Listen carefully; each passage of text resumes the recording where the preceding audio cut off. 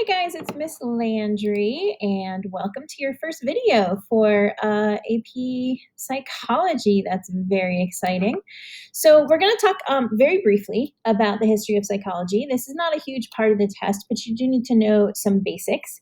So let's get started. The learning goals for this video, I do want you to be able to identify how we went in psychology from philosophy to an actual science where we do experiments and who the key players were in making that shift. So that's the first one. Secondly, I want you to be able to compare and contrast between structuralism and functionalism, which we'll go over in the talk today. And then finally, I will give you basically a scenario like, oh, we found this car on the side of the road. What would a structuralist do to understand it, and what would a functionalist do to understand it? So that is the goal in this talk today. So let's talk about psychology as a philosophy. Plato and Socrates, you guys probably hear about them in your history classes, and they were kind of instrumental in starting the thinking about what is the mind and what is the soul. And they actually have a lot of papers about that I think Plato wrote. There's not a lot from Socrates, but basically saying like what happens to the soul after someone passes away. And both of them believed that the soul and the mind, or the soul, I shouldn't say it, soul and mind are separate, but basically the mind and the body are separate. So like when you die, your soul or your mind is still there, it just leaves the body. They kind of speculated about like where, that's what locus means, like where is it? So where is the mind? What's the nature of sensations and memory and learning? So I'm sure it was a pretty cool time to be alive back then. I love the fact that they both, so just to let you know that Socrates was actually a student of Plato's, and they basically believed that the mind continued to exist after death. So I think that's pretty interesting. And I love this quote from Socrates: "The only true wisdom is in knowing that you know nothing." And that's so true. Don't be afraid to ask questions. The next person I want you to know about is Hippocrates. And this is the person that the Hippocratic Oath is named after. He had the first saying, he was kind of the first doctor, really, but he came up with this saying in Latin. I don't know how to pronounce it. Primum non nocere, something like that. Nocere. It means first do no harm. So he actually came up with these really cool ideas. So, and this was 460 BC, so this was really early. He figured out that the right side of the brain controls the left side of the body and vice versa. I mean, before that, they didn't know that. He also, in his book, The Art of Healing, he actually describes some of the first psychological disorders, things like depression, mania. He actually talked about postpartum depression, which is after you have a baby. Some women actually go through a depressive episode. Phobias, paranoia, and hysteria. He actually described all of those during his time.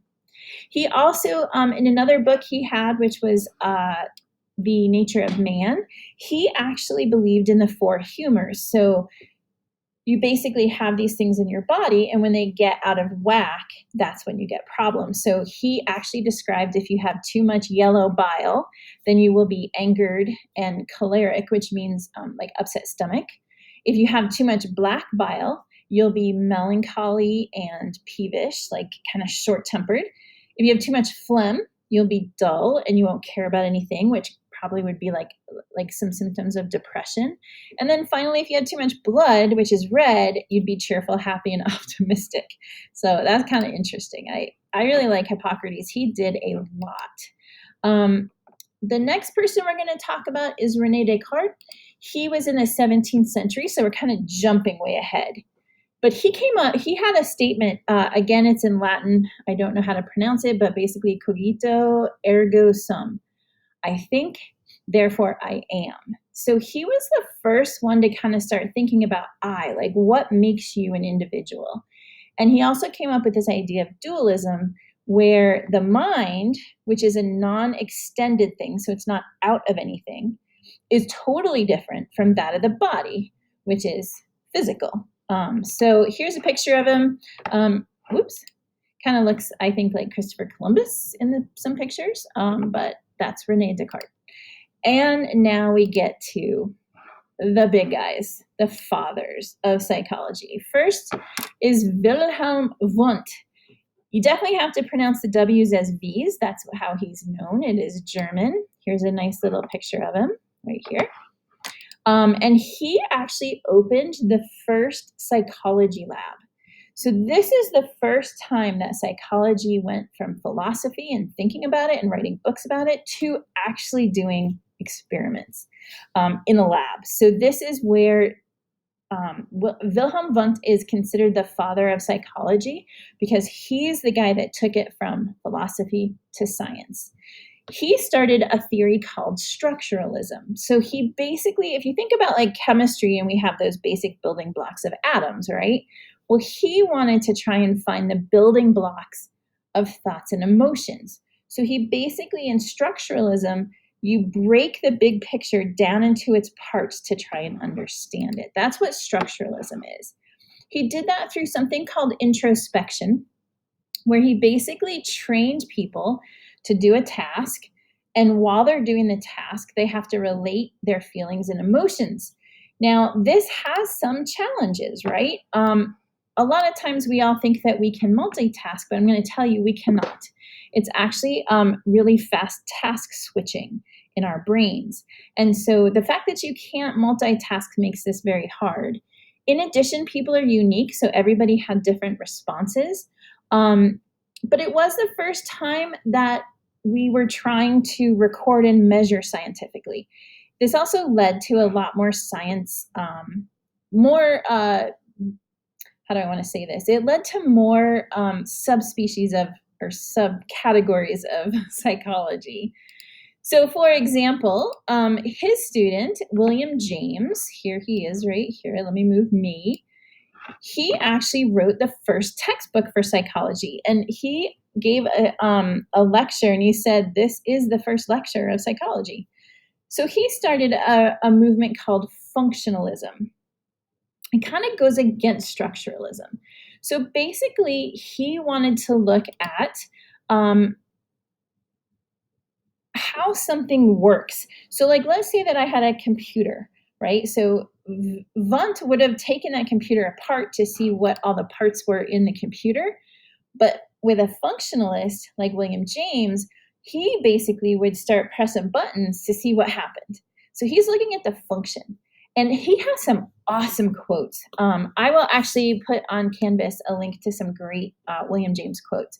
But here's my favorite one. We are all ready to be savage in some cause. The difference between a good man and a bad one is the choice of the cause. It's very deep. But basically, he looked at thoughts and emotions as a whole. They can't be broken down, and you just need to understand the function of these. And so, for example, what is the function of forgetting? There's actually a reason we forget. What's the function of anger? What is the function of distraction? And again, there is a function to distraction. So again, the limitations, I love this. Wundt actually called it literature, beautiful literature, but not psychology. Some of the strengths, it definitely led to some really good applied psychology, and it also emphasizes individual behavior. So let's just summarize. That's it for kind of the content of this video. If we summarize, we've got Wundt on one side and we have James on the other side. And Wundt is a structuralist. He breaks it down to its parts. James is a functionalist. He wants to see how things work and not break it down. So I'm going to give you an example and let's see how you do. The two of them are walking down the street and they come across a sports car, which during their time they would not have seen. And they don't know what it is, and they don't know what it does. How would each of them do it? So how would Wundt look at the car, and how would James look at the car? So go ahead and answer that on the Edpuzzle and pause the video, and then let's see. So Wundt would actually open up the hood and he'd start taking pieces out and he'd be like, okay, well, this looks like it does this. So he'd break it down into its components. Whereas James, on the other hand, would get in and start like pressing buttons to see what they did. So they're very different in terms of their functioning. So to finish the video, let's look at our learning goals. Can you identify when we shifted from philosophy to a science and who was involved in that? So again, we've got Plato, Socrates, Hippocrates, Descartes, and then the two guys that we just went over. Make sure you can explain the difference between structuralism and functionalism. And then finally, we just did an example of being able to describe which one would do what to the problem. Would they break it down, or would they look at it and see how it functions? So that's it for today. Have an awesome day, guys. See ya.